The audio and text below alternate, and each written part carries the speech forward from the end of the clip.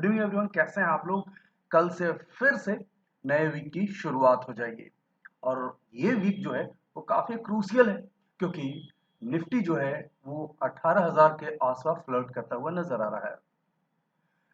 2-3 दिन से मैं यूट्यूब पे वीडियो लेकर के नहीं आ रहा था, थोड़े से हेल्थ इश्यूज थे। I was having mild fever, थोड़ा headache, maybe weather change हो रहा है। लेकिन फिर भी आज मुझे ऐसा लगा कि उन की इवेंट्स के बारे में जरूर आप लोगों से बात करना चाहिए जो कि मार्केट को शायद 18,000 ट्रिगर करा सकते हैं इसी वीक। और वैसे कौन से हर्डल हैं जो 18,000 जाने के लिए निफ्टी को रोक रहा है, इन सब के बारे में बात करेंगे। लेकिन उसके पहले अगर आपने इस चैनल को सब्सक्राइब नहीं किया है तो इस चैनल को सब्सक्राइब कीजिए, वीडियोस को लाइक और शेयर कीजिए और साथ ही साथ बेल आइकन को जरूर प्रेस कीजिएगा ताकि यहाँ पे पोस्ट हो रहे सारे वीडियोस के लेटेस्ट नोटिफिकेशंस आपके मोबाइल तक पहुंच जाए। साथ ही साथ लाइव मार्केट में मैं टेलीग्राम चैनल पे मार्केट का आउटलुक पोस्ट कर रहा होता हूँ, तो आप हमारे टेलीग्राम चैनल का मेंबर बनिए, वो बिल्कुल फ्री है, लिंक डिस्क्रिप्शन बॉक्स में नीचे दिया हुआ है। बात करते हैं सबसे पहले उन की इवेंट्स को लेकर के, फिर निफ्टी की चार्ट एनालिसिस करेंगे, उन पर्टिकुलर हर्डल्स को देखेंगे जिसके कारण 18,000 जाने से निफ्टी अब तक रुका हुआ है। तो सबसे पहले कुछ की इवेंट्स नेक्स्ट वीक के लिए। तो सबसे पहला एक पॉजिटिव साइन तो ये है कि जो एफआई फ्लो है वो एक्चुअल में बढ़ता रहा है। और इनफैक्ट अगर लास्ट वीक की बात करेंगे कैश मार्केट में स्पेशली, तो करीब 3,837 करोड़ की एफआईज ने नेट बाइंग करी है। ये अच्छा साइन है। और ये जो रैली देखने को मिली थी उसमें एफआईज की बाइंग का काफी बड़ा रोल था। और एंटिसिपेट ये किया जा रहा है कि एफआईज की बाइंग कंटिन्यू रह सकती है, तो 18,000 से ऊपर आना पॉसिबल हो सकता है। कुछ मैक्रो डेटा के बारे में बात कर लेते हैं। आपको पता है कि हमने यूके को क्रॉस कर लिया है, ओवरकम कर लिया है लार्जेस्ट इकोनॉमी के टर्म्स में, और हम अब फिफ्थ लार्जेस्ट इकोनॉमी वर्ल्ड में हैं।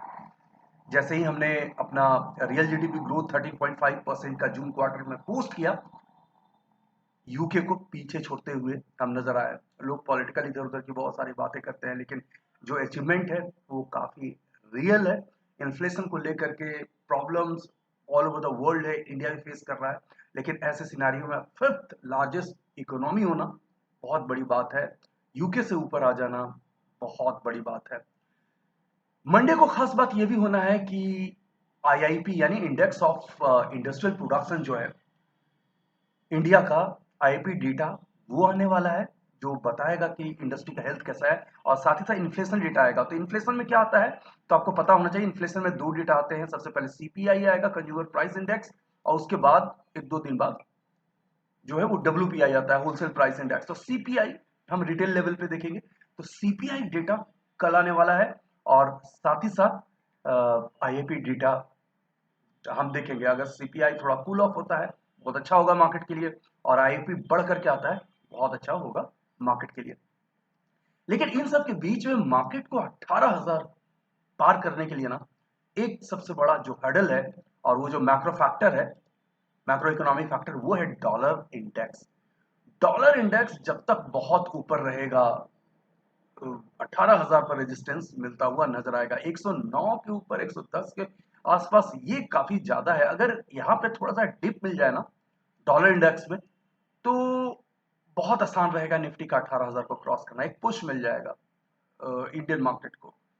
लेकिन यही एक कंसर्न है थोड़ा सा, जो कि 18,000 के आसपास निफ्टी को स्ट्रगल करा रहा है। अगला पॉइंट है क्रूड ऑयल को लेकर के बात कर सकते हैं। काफी कूल ऑफ हुआ है, नो डाउट इन दैट। $88 के आसपास आ गया था, फिर से क्लोज हुआ है $92 के आसपास फ्राइडे को। तो मेरे कहने का मतलब है कि $100 से नीचे नीचे एक अच्छी बात है, लेकिन ये क्रूड ऑयल का जो नीचे होना कहीं किसी रिसेशन के कारण, किसी डिमांड की कमी के कारण तो नहीं है ना, ये थोड़ा सा देखना होगा। बट स्टिल फॉलिंग क्रूड जो है वो कहीं ना कहीं अच्छा जरूर माना जाएगा। दूसरा बात करते हैं, और फर्दर पॉइंट के बारे में बात करते हैं यहाँ पे, वो है कुछ ग्लोबल फैक्टर्स को लेकर के। तो 12 तारीख को यानी ऑफ कोर्स कल यूके का जीडीपी डेटा आना है, तो ऑफ कोर्स उसे भी हम देखेंगे। और एक और बात है कि चाइनीज इकोनॉमी अभी स्ट्रगल की थी, तो पॉलिसी मेकर्स जो हैं वो इकोनॉमी को रिवाइव करने के लिए नए-नए तरीके अब नए एफर्ट्स ला रहे हैं और उससे मार्केट को एक पुश मिलने के चांसेस हो सकते हैं। देखते हैं किस तरह के वहाँ पे रिवाइवल्स आते हैं, किस तरह की कुछ पॉलिसीज़ आते हैं जो मार्केट को थोड़ा-सा ट्रिगर करते हैं, ये देखना होगा। लेकिन चूँकि इसके बारे में बात हो रही है, कुछ एफर्ट डाले जा रहे हैं, तो मार्केट के लिए पॉजिटिव हो सकता है। तो ये सारे जो मैंने आपसे शेयर करे इवेंट्स, इनके ऊपर आपको नोटिस करना बहुत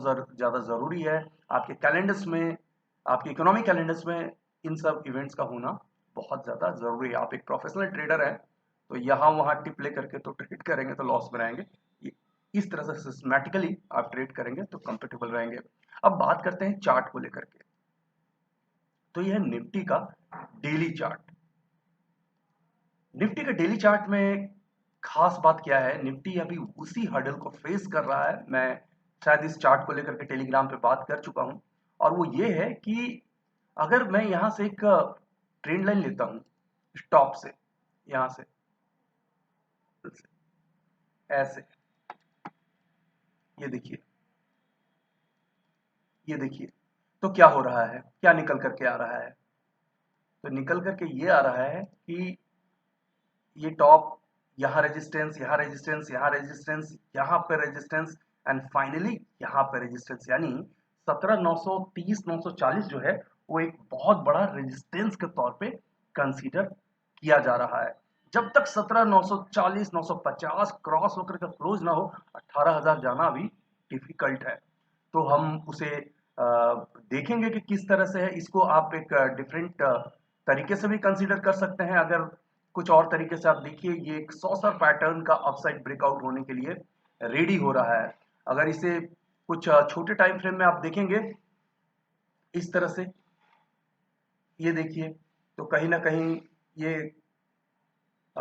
एक कप, एंड उसके बाद फिर अगर हम बात करेंगे तो एक छोटा सा हैंडल भी आपको बनता हुआ यहाँ नजर आ सकता है, अगर आप इसे कप मानेंगे।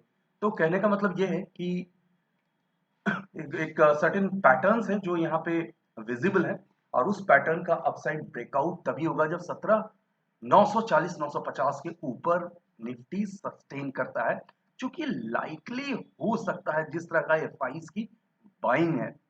लेकिन देखना होगा किस तरह से, कैसे मार्केट रिएक्ट करती है।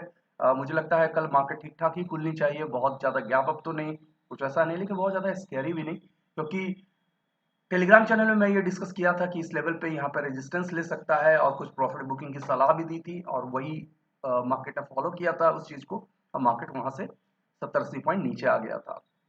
तो अब देखना होगा कि 18,000 क्रॉस करने के लिए 17,950 के ऊपर एक बार आना होगा, तो वहां से 200-300 पॉइंट की रैली मिल सकती है।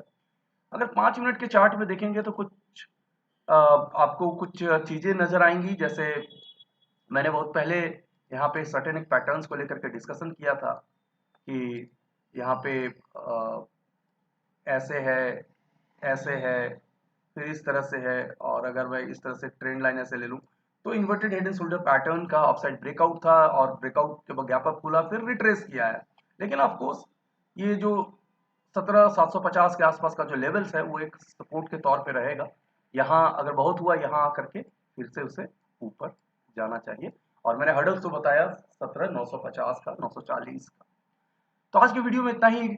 इकोनॉमिक कैलेंडर्स जो है, मेन इवेंट्स है, उनके बारे में बात कर लिया है, चार्ट को लेकर के बात कर लिया। होप ये वीडियो आपको हेल्प करेगा, और साथ ही साथ आपकी पूरे वीक की क्या प्रिपरेशन है उसके बारे में कमेंट सेक्शन में जरूर बताइए, और किस टॉपिक पे मेरा वीडियो चाहते हैं उसके बारे में भी आप जरूर बताएं। Thanks for watching, take care. Video को लाइक करें, शेयर करें, सब्सक्राइब करें, और आने वाले वीडियोस के नोटिफिकेशंस के लिए बेल आइकन को दबाएं।